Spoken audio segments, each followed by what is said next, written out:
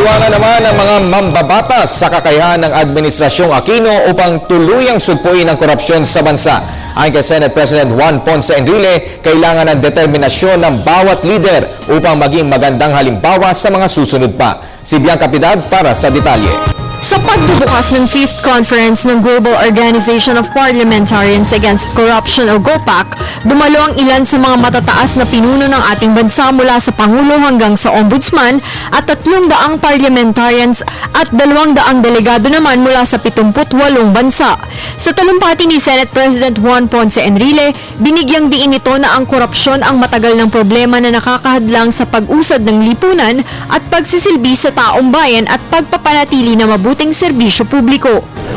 It affects not only the quality of service, the confidence of the people, but most of all their well-being, because corruption has a cost to the well-being and lives of people in the societies where it brings. Kailangan umano magpatuloy ang naging simulain ng Pangulo sa paglaban sa korupsyon dahil hindi lang anya ito nagtatapos sa 6 na taong termino. I think 6 years is too short to really stamp out corrupt practices in any society.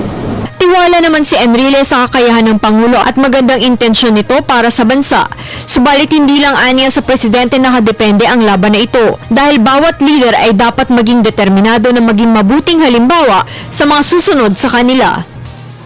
Sinabi naman ni House Speaker Feliciano Belmonte na malawak ang problema na idinudulot ng korupsyon dahil hindi lang ito nasusukat sa pagsisayang sa pera ng publiko.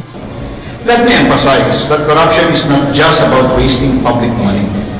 Corruption threatens public safety and social justice, especially when bribes change the outcomes of our legal and regulatory processes. Samantala, hinikayat naman ang outgoing chair ng GOPAC na si Dr. Nasser Alsane ang bawat leader ng bansa na makiisa sa layunin ng GOPAC. Some people think that GOPAC is an organization that fights corruption. No, we don't fight corruption. We don't go. We enable members of parliaments around the world to fight corruption. Nilinaw naman ni Vice President Jejo Marbinay na wala siya nakikitang indikasyon karoon ng kurakot na gobyerno pagkatapos ng termino ng Pangulo. We have a new opposition who will be supporting what others the President is undertaking. Tapos tutulong kami kailan magdagdag natin sa suggestions.